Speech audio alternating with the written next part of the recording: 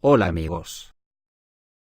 Estamos en un momento histórico vertiginoso producto de la rapidez con que tenemos acceso a los acontecimientos, prácticamente en tiempo real, pero como ya he dicho en alguna ocasión, nuestro cerebro no puede asimilar una sobresaturación de información tan brutal.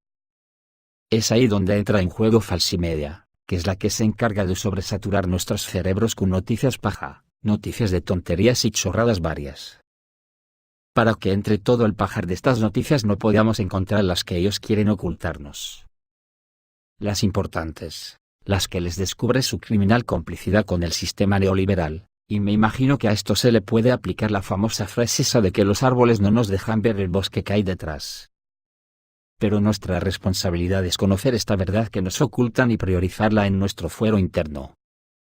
Una vez que seamos capaces de ello, subvertir el orden de nuestro esquema mental, poniendo siempre en las primeras filas la verdadera sustancia de las noticias que intentan ocultarnos y desechar la paja con la que ellos quieren taparlas.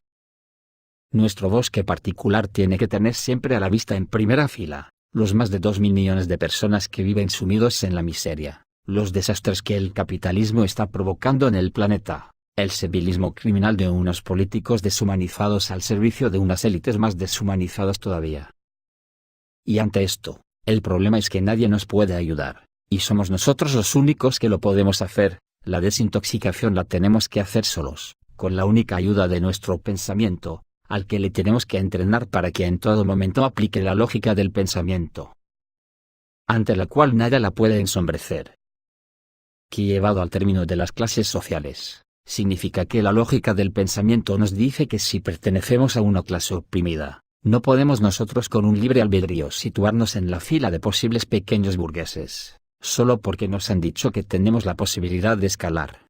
Que todos podemos, que el que no llega es porque no quiere, o porque es disminuido mental. Pues ese es el problema, amigos, el auténtico problema de la humanidad. La desubicación voluntaria de la clase trabajadora de la trinchera de su clase. Esto nos ha situado ahora mismo al borde de la extinción. Las señales son muchas y variadas, pero como están sepultadas por la paja en el pajar de Falsimedia, nadie se acuerda de ellas ni les da la importancia adecuada. Solo lo impresionable es digno de nuestra atención, como por ejemplo los ataques yemeníes a la empresa Aramco. Ataques que por otra parte se veían venir, porque Yemen tiene aliados y porque además venía amagando con ello para intentar que paren la guerra de una vez por todas. El imperio más grande y rico del planeta contra la nación más pobre. ¡Qué barbaridad! Una de estas últimas señales de que algo va muy mal en el planeta, ha ocurrido tan solo hace un mes, en agosto, en Francia. Una fue la reunión previa al G7, entre Emmanuel Macron, con Vladimir Putin, reunión que se saldó con una sonora bofetada de Putin, a Macron, y que a modo de resumen yo diría que Putin, le dijo que ya está harto de Occidente, y que si quieren guerra Rusia está ya preparada. Y le advirtió que le comunique a sus colegas del G7, que no quiere chalecos amarillos en Moscú. La siguiente fue la reunión del G7, que se saldó con un sonoro fracaso donde todos se miraban al ombligo de su propia nación, y nadie pensaba en sus ciudadanos, sino en sus élites. Yo esa reunión la calificaría de vergonzosa. Y la otra señal, fue la reunión que nada más terminar el G7 Emmanuel Macron tuvo con los embajadores en la llamada Conferencia Anual de los Embajadores. Lo que les he dicho antes del ombligo, se queda corto ante el vergonzoso discurso cargado de chauvinismo que no me atrevo ni a recomendarles que lo lean para ahorrarles el vómito. Discurso del que solo recojo las últimas frases. Analicen, decía Macron. Corresponde a nosotros, juntos, trazar un nuevo modelo de civilización en donde las desigualdades y las inseguridades se contendrán, en donde la justicia se defenderá y el planeta se protegerá. ¿De quién?, pregunto yo. En donde la cultura, la creación, la memoria se respetarán. Este proyecto, eso es nuestra identidad. Al ombligo francés se refería. Cuando muchos otros se pierden queriendo buscar una identidad ilusoria, en un pasado que nunca ha sido y que solo sería nacional, enarbolan ustedes la identidad francesa, porque solo se ha construido siempre en función de sus combates, sobre sus terrenos de vanguardia, en sus momentos más difíciles. Podemos procurar que el futuro pertenezca al diálogo, y no a la guerra, a la cooperación y no a la discordia, a la prosperidad compartida y no a las crisis. Ese es todo el sentido de nuestra política. Y lo sé, el de su vocación. Muchas gracias. Bien amigos, os ruego que analicéis bien estas frases de Macron, porque tiene tantas contradicciones, tantas tonterías en tan pocas palabras, que difícilmente se pueden igualar. Pero lo que más resalta de todo es lo siguiente. Él mismo reconoce que hay que trazar un nuevo modelo de civilización, dice que las desigualdades hay que contenerlas, en vez de erradicarlas, y dice que para lograrlo hay que mirarse en el espejo de la Gran Francia. ¿Se referirá a la Francia de la selva de Calais? ¿O la de los diamantes de sangre? ¿O a la Francia que tiene a los chalecos amarillos en la calle sin que nadie les haga ni puto caso? ¿A la Francia que pertenece a la OTAN, y que mientras él daba este discurso, daba la anuencia a más sanciones contra Rusia? ¿O a la Francia que vende armas a Arabia Saudita para que provoque el desastre que se nos viene encima a toda la humanidad en Oriente Medio? ¿O quizás a la Francia que fue la principal instigadora de la destrucción de Libia? Sí, amigos, no se puede soportar un minuto más en el planeta en manos de mentalidades así, de dirigentes que la conducen al desastre, que al mismo tiempo que reconocen que el modelo de civilización está fracasado, nos recomiendan que arraiguemos los valores que han provocado el desastre. Y una mierda. Hay que darle la vuelta a la tortilla, y que el mundo lo dirijan los propios ciudadanos en lo que podríamos llamar una dictadura del proletariado. Es necesaria y urgente. Y tienen que saber que el bosque cada vez lo van a poder ocultar menos. El tiempo apremia porque en Oriente Medio, nos jugamos mucho todos. Ayer mismo, Yemen advirtió a empresas extranjeras que abandonen Aramco antes de que sea tarde. El ejército yemení pide a las empresas extranjeras que abandonen las instalaciones petroleras saudíes, ya que podrían ser blanco de ataques yemeníes. Advertimos a las empresas e individuos extranjeros que abandonen las instalaciones petroleras de Aramco, porque están a nuestro alcance y pueden sufrir nuestros ataques, ha escrito en una serie de mensajes publicados este lunes en Twitter el portavoz de las Fuerzas Armadas yemeníes, el general de brigada Yahya Sari, que confirmó que las tropas yemeníes cuentan con gran poder militar, tanto como para golpear cualquier blanco esté donde esté, y por eso ha exigido al régimen de los al-Saud que ponga fin a la agresión a Yemen. Respecto al ataque yemení a dos instalaciones de la compañía saudí Aramco, ha precisado que los bombardeos se realizaron con aparatos teledirigidos que operan con motores jet. Los ataques con drones a las instalaciones de Aramco en las ciudades de Abqaiq y Jurais redujeron el suministro de petróleo crudo de la compañía en unos 5,7 millones de barriles por día, lo que supone alrededor del 50% de su producción. Por lo que advertimos a las empresas e individuos extranjeros que abandonen las instalaciones petroleras de Aramco, porque están a nuestro alcance y pueden sufrir nuestros ataques, dijo el portavoz de las Fuerzas Armadas yemeníes, el general de brigada Yahya Sari. El portavoz militar, sobre los ataques a las instalaciones de Aramco, insiste en que el pueblo yemení tiene derecho legítimo a responder a las violaciones saudíes. Además, ha amenazado con ampliar aún más sus ataques de represalia contra las instalaciones saudíes, y asegura que serán todavía más dolorosos. El ejército yemení y los combatientes de Ansarullah, que gozan de tecnología punta en la fabricación de aviones no tripulados y misiles balísticos, han realizado durante los últimos meses decenas de ataques de represalia contra el régimen saudí y sus aliados, y han destruido gran cantidad de objetivos militares y centros estratégicos saudíes. Aramco se ha convertido en blanco de los ataques de las fuerzas yemeníes, en represalia a la agresión de más de 4 años de Riad y de sus aliados contra Yemen.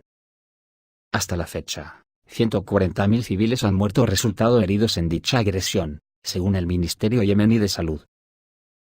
Esta situación a la que nos están llevando las élites, no resiste el más mínimo análisis, no deja margen, o muy mínimo, para la solución de los problemas mundiales.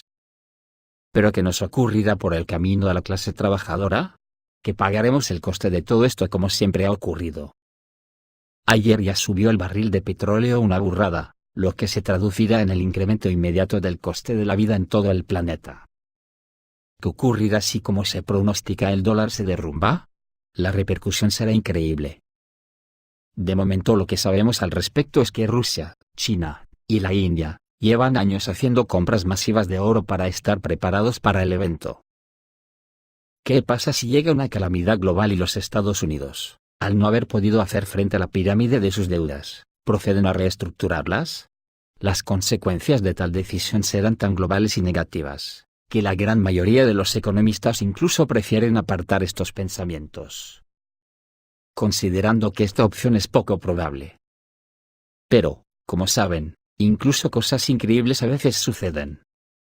Todo tiene su principio y su fin, y el inevitable colapso es inherente a la estructura de cualquier pirámide. Recordemos que Donald Trump en mayo de 2016, mientras todavía era un candidato presidencial, en una entrevista con la CNBC, admitió la necesidad de reestructurar la deuda del gobierno estadounidense sin dimensiones. Este hombre demostró de hecho que no da puntadas sin hilo. ¿Qué repercusiones tendría algo así? ¿Qué sucedería? Podemos tomar como base mecanismos desarrollados previamente por los propios estadounidenses en el marco del llamado Plan Brady, promovido por el secretario del Tesoro de los Estados Unidos, Nicholas Brady. El programa financiero de reestructuración de la deuda soberana, lanzado en 1989, se ha aprobado en muchos países de América Latina, como México, Brasil, Argentina, Colombia, Venezuela, Ecuador y otros países. Todas las deudas se dividieron en varias categorías, se introdujeron dos tipos de bonos Brady. Pero antes de seguir sepamos qué es el Plan Brady oficialmente. El Plan Brady fue una estrategia adoptada en 1989 para reestructurar la deuda contraída por los países en desarrollo con bancos comerciales, en el ámbito de la crisis de la deuda latinoamericana que se basaba en operaciones de reducción de la deuda y el servicio de la deuda efectuadas voluntariamente en condiciones de mercado. Los esquemas de reducción de deudas se sustentaban en el hecho de que existía un exceso de deuda en las economías de los países en desarrollo que mermaba la posibilidad de inversión, por lo que la reducción en el saldo adeudado, extendiendo los plazos junto con periodos de gracia, debería generar un cierto nivel de inversión productiva que se traduciría luego en un incremento de la capacidad de pago. El punto más importante de este plan consistía en combinar de algún modo las recompras descontadas con la emisión por parte del país de los denominados bonos Brady a cambio de los títulos de crédito en manos de los bancos. Dichas operaciones complementarían las medidas que apliquen los países para restablecer la viabilidad de la balanza de pagos en el marco de los programas de ajuste estructural a medio plazo, respaldados por el Fondo Monetario Internacional y otros acreedores multilaterales y por acreedores bilaterales oficiales. El esquema consistiría en recompras de deuda bajo parámetros que solo perjudicaban a las poblaciones.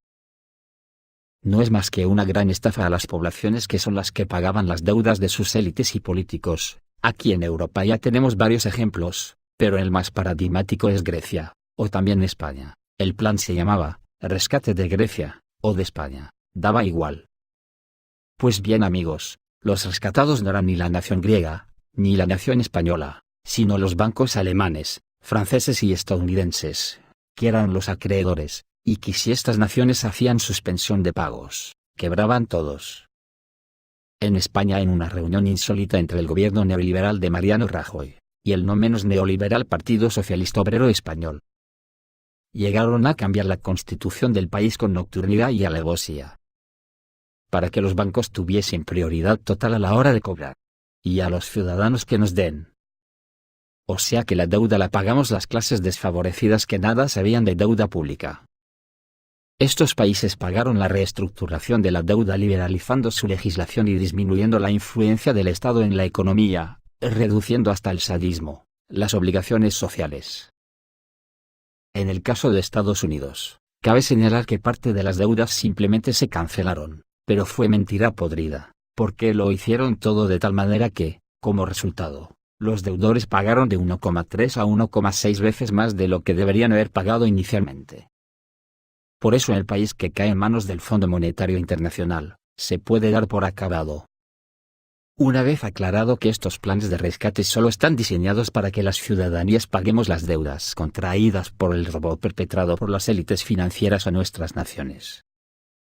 En España podemos decir, por ejemplo, que desde el rescate a la banca, los multimillonarios se han multiplicado, y las ganancias empresariales se han disparado, pero por contra, los trabajadores han visto reducidos sus salarios y prestaciones sociales en la misma proporción, y ya nunca se recuperará si no le damos la vuelta a la tortilla. Pero, cuando el dólar caiga, ¿será posible aplicar el Plan Brady a los Estados Unidos, la economía más grande en cuya moneda nacional está nominada la mayor parte de los activos del mundo? Si Washington comienza a cancelar las deudas líquidas, ¿quién será el primero en ser golpeado? ¿A quién y cómo habrá que salvar? Obviamente, los propios estadounidenses no se dejarán reestructurar la deuda pública. Si es posible, recuperarán la competencia. Cosa imposible por otra parte. ¿Qué harán? Ahora mismo no sabe nadie en Washington, ni por dónde le pega el aire, pero al final, la situación puede llegar a un estado, que como dicen los cirujanos, cuando es necesario cortar, se corta. Las consecuencias para la economía mundial en forma de una disminución general de la actividad empresarial serán muy graves.